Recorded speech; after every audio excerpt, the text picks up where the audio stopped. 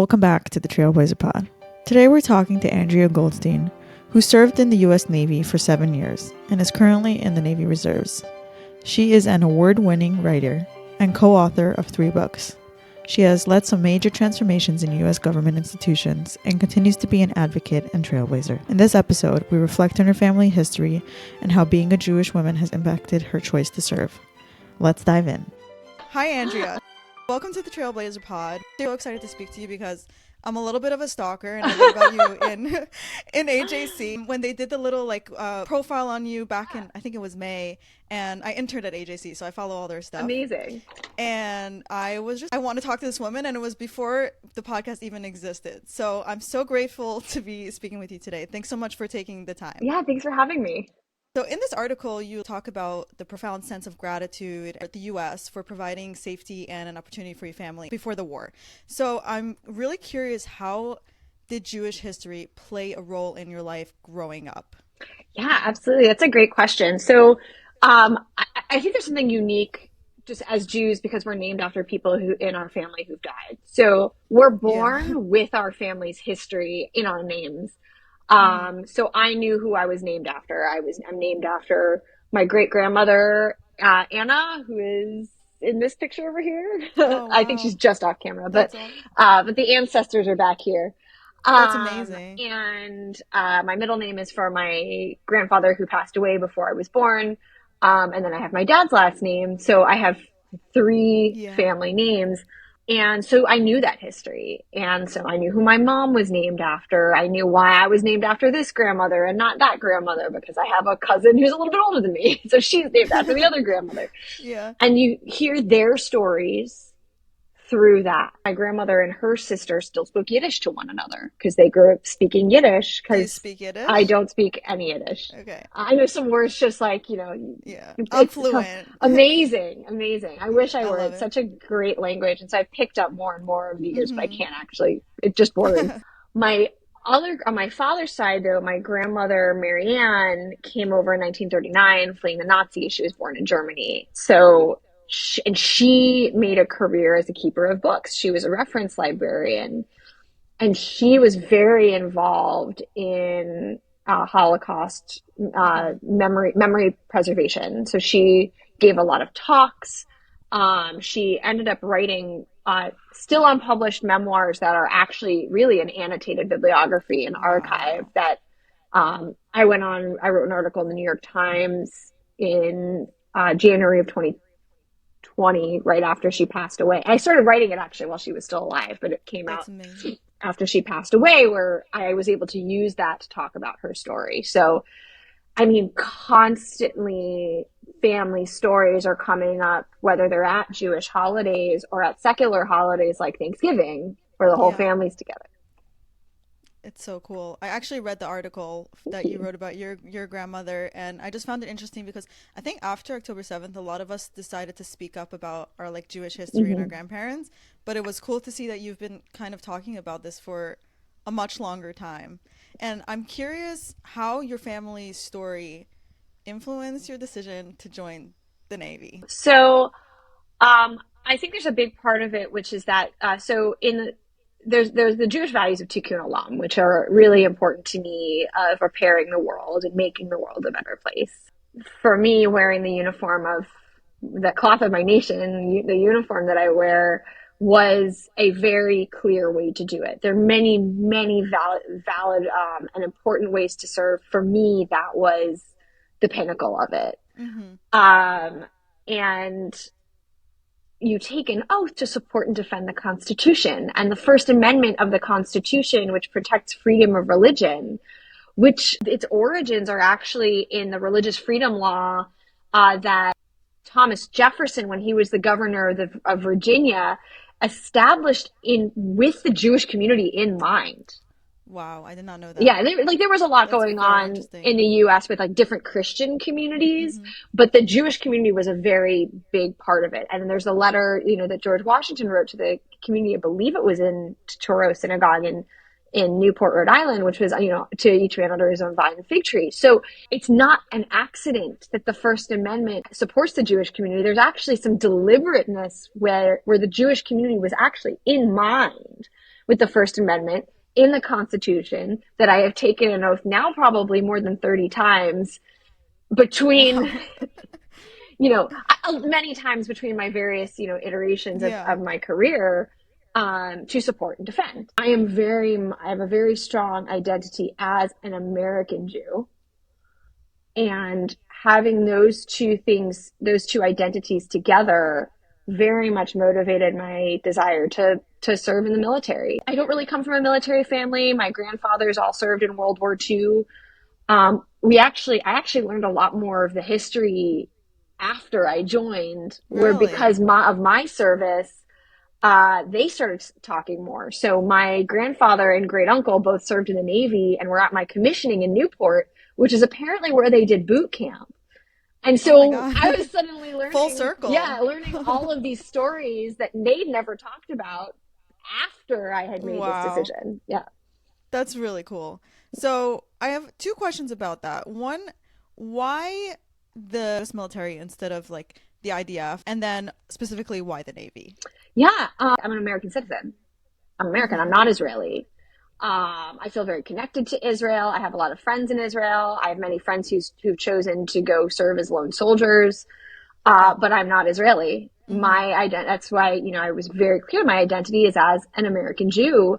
And so much of the, both the religious and cultural practices, for me as a Jew have thrived specifically in the United States. Mm-hmm. And those two identities are very entwined. They're, I can't really separate my Yeah. Americanness from I my get that. Jewishness.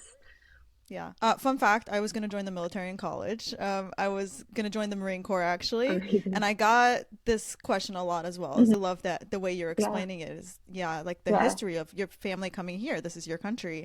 So I joined the Navy in 2009, and Mm-hmm. the timing is very important because at the time there were still restrictions on jobs women could do, Mm-hmm. in various branches of the military. Particularly since World War II, there have been various federal policies, court cases, legislation that Mm-hmm. basically changed the definition of combat to say that women aren't in it. Wow.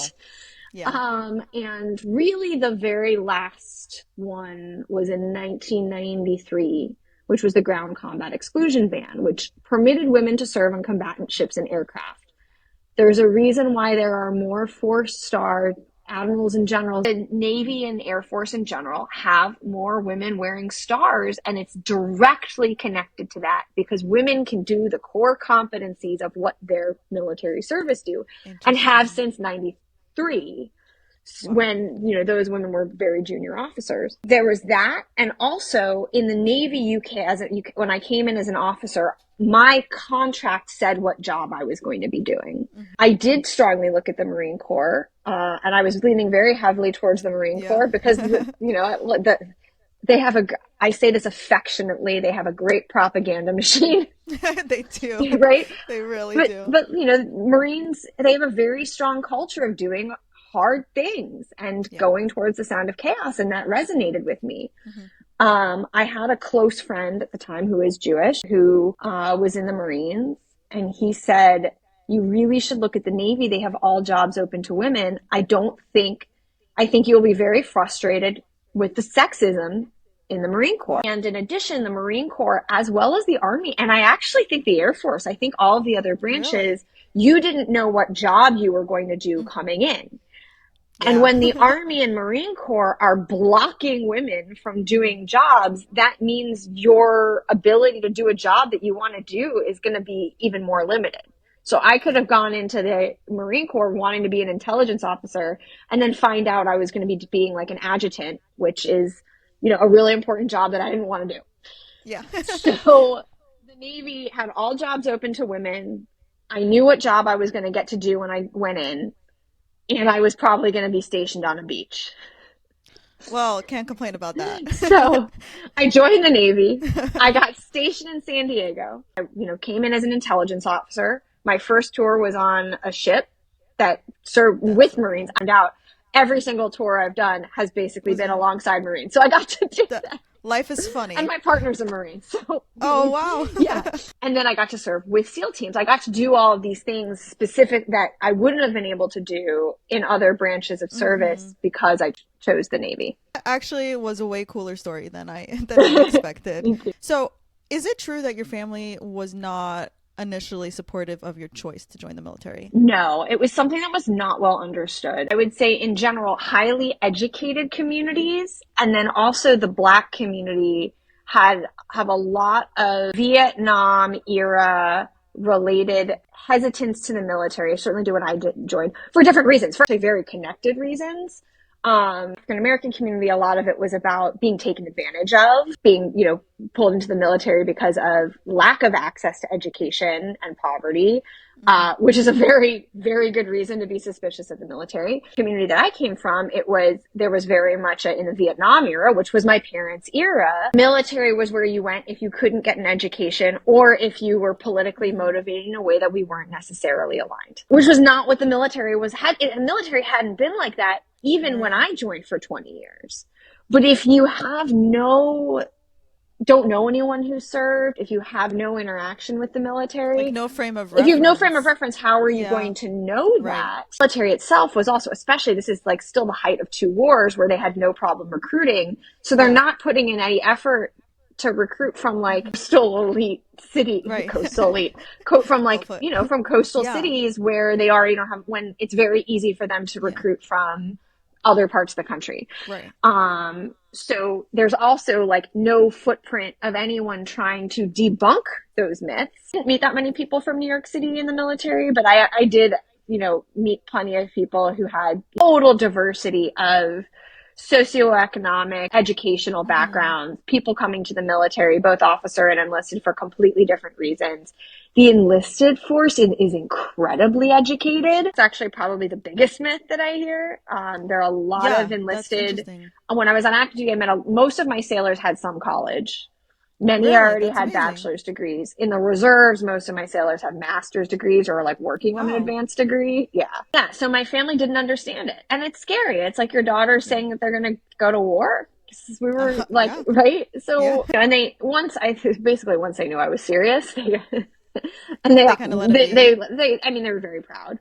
But there was definitely an initial shock that was from both my parents in very different ways, but definitely an initial like, whoa. Is it like your personality to kind of be like, okay, but this is what I want, so I'm going to go for it? Yeah. No matter. Okay, yeah, I can relate. Yeah. So we talked a little bit about how Judaism inspired you, to join the military and service, but how was it being a Jewish person in the military? Like, I almost say I have nothing to say about it because it was so unremarkable. Except it was. That's a good thing. Yeah, it's unremarkable in the best ways. Most of my assumptions actually related with, if I'm talking about the military community or the Jewish community, most of where I do the most work and kind of myth busting is with the Jewish community. It's less with the military. I do, with a lot of people in the military, they haven't met a Jew, or they've never actually, or if they have, they haven't been in an environment where they know a Jew well. Right. So I've certainly had a lot of conversations with people over the years, but so from the very beginning, at officer candidate school, we got a van that took us to services on Friday nights, and they left us there. What? Yeah. Wow. We were like, what? They were like, when do you need to be picked up? Okay, services were 1 hour. The ONEG was an hour afterwards, so we told them 3 hours. Of course. Naturally. Yes, and actually because we started having our mail sent to the temple, and there was a little bit of like permission to break Shabbat because that was the only time we could actually have private conversations with our family. And then of course getting like candy and junk food and things we're not allowed to have. And it was just an opportunity to be ourselves. And we were fully supported. All the chaplains I've worked with have been amazing. And most of them, there was an evangelical chaplain at officer candidate school who was really wonderful and just like helped me get materials and a Torah and a prayer book. And, And then on my first ship, we had a Catholic chaplain who I became the lay leader. And actually, the first time I met a Jewish chaplain was when I was becoming a lay leader. My chaplain had to find one to help me with my certification. But I mean, I would, trade watches with people so that I wasn't standing watch on a holiday. I always took watch on Christmas Day, which was actually really, that was for me, ended up being really fun because I'm not otherwise not going to be doing anything. And so I would just be on the ship Exactly. hanging out with people. Yeah. And, like on Yom Kippur, I would stand watch. I might be at sea, but I had someone who might come so I could go break my fast. Wow. And, holding service. Like I just, the number of people who are not Jewish, who were not chaplains, like my command, who bent over backwards to ensure that I was able to practice my faith, who also asked really good questions about things like we had great challah on the ship. Like things like just things like about food and also getting to share with people like, yeah, this is also culture. Some of this is cultural practice. It's not necessarily religious. It's been 15 years and I've never experienced a whiff of anti-Semitism. And in fact, That's incredible.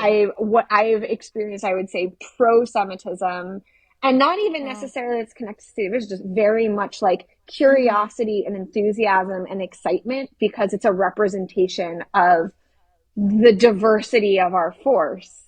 It's continued to be, since October 7th, the non-Jewish institution where I have felt the most safe has been the military. That was going to be my next question. I was like, hypothetically, how do you think it would be now? And I just caught myself because when you were saying I experienced no anti-Semitism, I was like, wow, that's incredible, which is sad because there should be no anti-Semitism. It shouldn't be remarkable to not have anti-Semitism. Mentioned a little bit, but how has it shifted since October 7th? Yeah. So because I still serve in the reserve. So Yeah. I will say there's one thing that has definitely changed, which is, so it's very common in the military where you kind of, jostle with one another and kind of you lightly insult one another, and it's typically based on The someone's humor is a bit different. yeah, the humor is a bit different, and sometimes it's very not politically correct. Yeah. And so there were a couple that were like that were not malicious. They were completely in good faith jokes about like, oh, you killed Jesus, those sorts of kind of jokes. Those stopped because in the context in which someone was joking about that, it was a little inappropriate, but it was inappropriate in the way that like all of our jokes were inappropriate. Right. Those Yeah. No one would say that now because the context has changed. The first person to check in on me, who was not a close personal friend, I was out of the country on October 7th as my commanding officer, Wow. followed very closely by my senior enlisted leader, and then like other junior officers in my unit. That's beautiful. Yeah, and then people I'd served with, civilians who I worked with who had been in the Really? military, so it was part of their culture. And the people who are not Jewish, who are not super, super close friends, who I've continued to hear from, all have some kind of connection to the military. I had a really great conversation very recently with someone in my unit. I won't say who because it was a private conversation, but with someone in my unit who was just like asking me what this year has been like. I wanted to learn, have a genuine conversation. And then certainly and I've talked to active duty folks too, and it sounds pretty similar. The military has been an exemplary institution. I wouldn't necessarily expect that. So that's actually really refreshing to hear. I'm really happy to hear that. You did mention you're currently in the Navy Reserves. For those of us who don't know much about the military, what is the reserves and what is your role now? All right. So reserves is basically part-time military, sort of. I'm using air quotes if people are just listening to this. Yeah. It was originally full-time, what's called active duty for the first 7 years of my career. That was my full-time job. I was stationed where the Navy told me to be stationed. My deployment cycle was completely, at the whim of where I was assigned. That does still somewhat exist in the reserves. When I left active duty, I went into the reserves, which meant that for basically 28 days out of the month, I'm a civilian. And then one weekend a month, I put on a uniform and I go to what's called drill at a reserve center with a reserve unit. And I have a rank and a job. And a couple of weeks throughout the year, I will also be wearing a uniform and doing that job. You can get called up for long periods of time. I personally haven't, which has been related to actually the number of times I went on deployment when I was Mm-hmm. on active duty. So I've already done a lot of my operational time, and now I'm just at a level of seniority where Yeah. I'm not as interesting as a deployer. The commercials in the 90s used to be 1 weekend a month and 2 weeks a year, which is like the biggest lie in the United States government Oh because man. I'm doing something almost every day Wow. related to the Okay. Navy, and some of that might just be answering text messages, Mm-hmm. spending 15 minutes on the phone with someone who has a career question, checking emails. Like most of Yeah. it's not necessarily really tense, but there's something pretty Right. constant in my day-to-day life that is connected to the fact that I am still serving. Yeah. So big myth Yeah. about that. Yeah. And there's some That's things really. that I still can't do. Mhm. Like, I mean, actually the biggest one is like I have a security clearance and like there's some things that are considered full time, which so for example, like anything related to a security clearance is full time. So like Yeah. marijuana Interesting. is legal in Washington But you D.C., cannot. but I Yeah. cannot partake. Yeah. Wow. So how long do you have to stay in the reserves for? Is that something you get to decide? Yeah, it is now something that I get to decide. Okay. I mean, I've been in for 15 years, so at this point, I'm a lifer, and I'm Yeah. gonna try to make it That's to the it. 20 year, at least 20-year mark for retirement. But Wow. your commission is both at the pleasure of the president, but then also you. So my minimum service requirement is 4 years. So Way at this way beyond point, it's that. the sort of thing where I can quit whenever I want to, and yet Yeah. I haven't.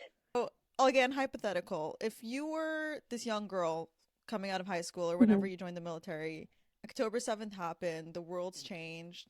Do you think you would make the same choice to join again, or you think you would pick a different career? I really don't know because so much of my experience in motivational factors in joining the military was having not experienced much anti-Semitism growing up and thinking that Mm-hmm. that was amazing and that Yeah. was something worth serving in my country's Right. military to uphold, even though what you're doing is mostly overseas, but it's the representation Right. of serving this country. I truly don't know because I don't know what experience would I be having because I made this decision to join after like in college. Wow. I don't know what that experience would have Yeah. been like. Actually, had I gone to where I went for undergrad, the University of Chicago is not making the news because Yeah. they're kind of doing things right, in my opinion. Probably, even though the University of Chicago didn't at the time, they do now. Didn't have a ROTC program. They didn't have a lot of connection with the military community. They have a much bigger one now because of a lot of Mm-hmm. the work of a lot of alumni that I've been affiliated with. And they also have a lot of veteran undergraduate students. But the school is very much life of the mind. End up doing what everyone else does, but to have a critical thinking process to get there. Got And it. so I think for Yeah. me, being in an environment like that, where the default was just that everyone was like weird and nerdy, uh, Love that. and then you're part of this critical thinking process, actually enabled me to make a career choice that didn't Mm-hmm. uh, it actually made sense to a lot of people who know me for a long time, but didn't necessarily fit Got it. the mold because I was in an environment like that. And similarly, since October 7th, the school has been very, very adamant of screaming at people is not the way that you could like Yeah. we invite dialogue, but you have to be Yeah. trying having a actual conversation with people. And then they've just been like, oh, and by the way, it's illegal to camp on the quad. So Wow. yes, I would have been, very young and coming to that decision, but it's also hard to think about like, well, but I also chose to go to this educational institution that has had a much, Right. they've had issues like everyone else, but compared to its peer institutions, is a much safer place for Jewish students. Yeah. To grad school, like Tufts was having problems Yeah. back then. So, The not knowing is a really good answer because I mhm, think it's just like that's life. yeah. Some of your like more recent contributions, and I call them contributions because that's what they are. The Deborah Sampson Act. What is it, and what role did you play in it? Yeah, so the Deborah Sampson Act is the most comprehensive legislation supporting women veterans. We said in a decade. I think it's ever. Really? Yeah, it's possibly ever. There's been a lot of legislation that's, I mean, besides the legislation that significantly just expanded VA to be open to women veterans and have women veterans health, which is Wow. big. Yeah. Uh, Yeah. So the Deborah Sampson Act is named after one of the first two combat veterans who served in the U.S. military, the other being Margaret Corbin, who the Manhattan VA is now named after. I was also part of Wow, that effort. that's amazing. But Deborah Sampson was from Massachusetts. She disguised herself as a man to serve in George Washington's army. She was wounded in combat, and the only reason she didn't fully complete her service was she was wounded so badly that she ended up having, like, I think she pulled a bullet out of her leg. Uh, we don't That's actually know. crazy. There's a little bit Yeah. of hyperbole because she eventually Hmm. went on a speaking tour. She probably wasn't the only woman who disguised herself as a man Hmm. to serve, because if they don't get discovered, you just don't know. Right. She did eventually leave the army because she was going to get she had wounds and she was going to get discovered. We know so much about her for two reasons. One, she was one of the first women to go on an interstate speaking tour after her service. Oh. Two, she is the first woman to petition Congress for a pension. I think Margaret Corbin eventually did as well. Three, yeah, her husband, and this one I know is a first. Her husband is the first man to have been granted a widow's pension. Really? Yeah.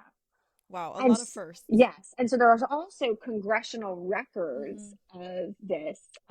John Quincy Adams gave a fuller speech about her in 1836, talking about, Wow. citing her because he's from Massachusetts, she's from Massachusetts, as, promoting women's political participation. Hmm. So it's named after her with this huge history that is also connected to legislation. Was I wrote the iteration of it that ended up becoming law. I did not, there were parts of it that had been advocated for on behalf of the Advisory Committee on Women Veterans for about 25 years at that point. Hmm. There was a previous iteration of the legislation that had been in the Congress before I came to work there. But I was basically hired to, like, do this new version of it and get it into law. Wow. So I did that for 2 years. Then I was That's on for incredible. working on that committee for another 6 months. But I had that opportunity because my bosses at the time, then Chairman Takano and Chairwoman Brownlee, wanted to make this Women Veterans Task Force, and they wanted to hire someone to do that. And what's also really exciting is the Deborah Sampson Act initially was actually 40 different individual pieces of legislation. And so there Okay. were all of these, so many different members of Congress who were part of this and engaged with veterans in their districts. And so it wasn't like my boss was leading it, but it was this fully bipartisan, bicameral, which means both House and Senate. For it wasn't just this thing passed; it changed the conversation Wow. and changed these very local efforts. So at the time, there was actually only one VA medical center that was named after a woman veteran, and it actually wasn't even very well known. It's in their signage, like the website is bad. It's actually very hard to find that out. There are now at least two. The New York City and San Diego VAs are named after women. Wow. That is such a concrete, incredible thing to be a part of. Like, the name of the podcast is TrailBLAZER. I think it just like speaks for itself. What year was this, by the way, that you worked on it? So I got to Congress in 2019, and the bill actually passed multiple times. So it first passed the House in late 2019, right before Veterans Day.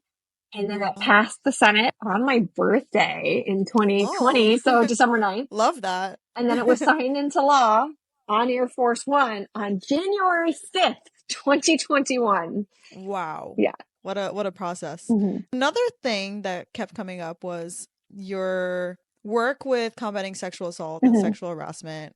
And so I want to hear why this is something that was so important to you. Why, maybe you can share a little bit about your experience, whatever you feel comfortable. Yeah, I mean, I've got a personal experience with it, but unfortunately, I think like most women have some personal experience. Yes. Yeah. The official numbers for women who have experienced sexual trauma in the military is 25%, but that's Mhm. actually untrue. It's 100% because sexual harassment is so prevalent, and it can Yeah. actually be so ambient that people don't see it until they're out. Mhm. It's definitely better than when I joined, for certainly personal experience. And then also statistically, it is actually better. But it got worse. And some of that has been related to leadership because leadership does matter. It's a barrier to service. It's a barrier to service, and it is completely contrary to values of leave no one behind and, taking care of your buddies. It's the exact opposite of that. Yeah. And so we have this thing that is so virulently the opposite of what we stand for as a military, both what we want to represent abroad and represent in our country, and also the values that we want to say that we have ourselves. And we're not living our values if we're not, eliminating the scourge of sexual violence in the military. And so that's why I do what I do. And it's also it's a barrier to service. And my work has in general been about eliminating barriers to service. And so, but that's been a big one. And then particularly on the VA side, there were issues with sexual harassment in healthcare settings. And, you have an environment where people are incredibly vulnerable. In fact, actually, one of the reasons I think that the harassing was taking place is because those doing the harassment feel vulnerable. And interesting. Yeah, but then they're making others feel less safe. Right. That also statistically hasn't been limited. That actually the reduction in sexual harassment at VA is like 50% in the last few years. Yeah, since the passage of that law and then the implementation. So I mean, this current administration has been like it was a day one priority in addressing it. And I now can't walk into a VA facility without seeing signage that exists because of the law that I wrote. Wow, that must feel really good. Yeah, it's awesome. That's and then really cool. There was a deliberate implementation process to it. So so obviously I'm not a veteran and I'm not in the military, but I think, like you said, every woman experiences some sort of this. It's a spectrum, obviously. Yeah. But we all do. And so I want to say thank you for doing the work you've done. You posted something, and I have quotes here written down because I think they're just like really just say everything that needs to be said. But I want to talk to you a little bit about it. So the first one is, I'm going to read it. So I'm sorry if this is awkward for you, but it says, I like to be able to prove that it's okay to completely step away and completely devote yourself to your health and happiness and not hide that that's what you're doing and still be able to come back. So what did you mean by this? Because I can relate to it, and I'm sure other people can relate to it, but we all interpret it in the ways that are, make sense to our lives. So what did you mean when you posted this? Yeah. So when I left government, I was really burned out, and I'm still dealing with some kinds of burnout, getting migraines all the time. And so the official reason that I left was my health, because it was true. I was just getting migraines constantly. It was just like my body was just like, you need to stop. But it was really, and because I've done work particularly in resilience, which includes like personal resilience and mental health, I thought it was really important not to hide that that's what I was doing.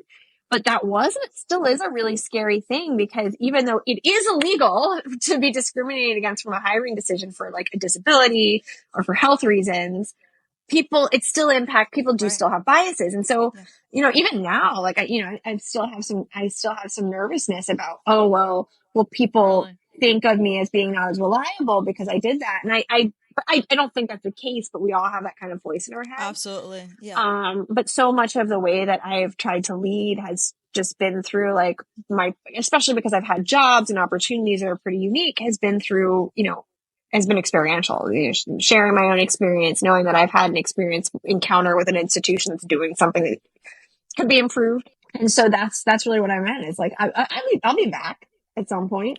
Yeah. And all of us go through a variation of that, right? It's such a universal experience. But I do think it's harder. Like you do talk about, and another quote that you have is that you foster mental health wellness and that you've helped like a lot of people realize this stuff. But I think it's harder when it comes to ourselves. I think a lot of it is like, do as I say, not as I do, because it's very hard to reflect and like get the courage to do that and speak about that like personally. So where did you get that courage from? I've always been pretty public about my mental health. Talking about that has never really bothered me. I don't know why. It just seems normal. It's like, this is my life. It's like health. One of my frustrations, actually, particularly when I was in the Pentagon, was there was this rhetoric about, mental health. Mental health is health. You should go do it. And, I would love when the SecDef talks about going to therapy. I would love when the chairman of the Joint Chiefs talks about going to therapy. It hasn't happened yet. Right. Like there's still, and I see this from a lot. There are more and more senior leaders who are talking about it or really engaging with mental health and talking about their mental health journeys. but they're in the minority versus like their troops who are very open about it. I think culturally, the way I talked about it when I was at work was like millennials engaged with mental health, therapy, medication, etc., and then lied about it to the military and then went back.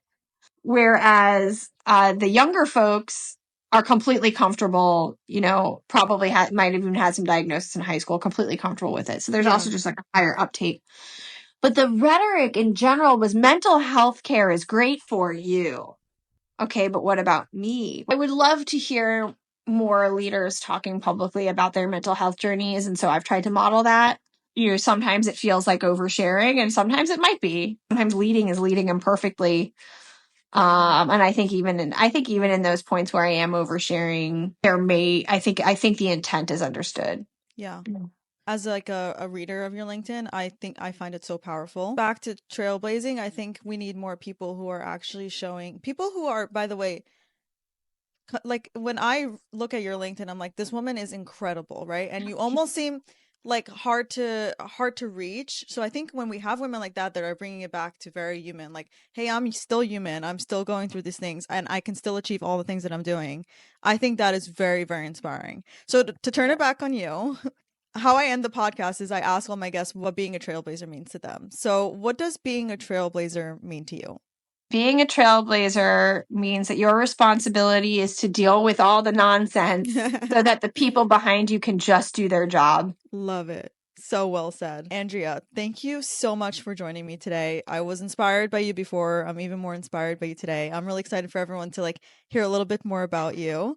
And hopefully maybe one day we can meet in person. I'd love that. I would love that. I want to pick your brain even more. So thank you so much. Thank you so much, Faye.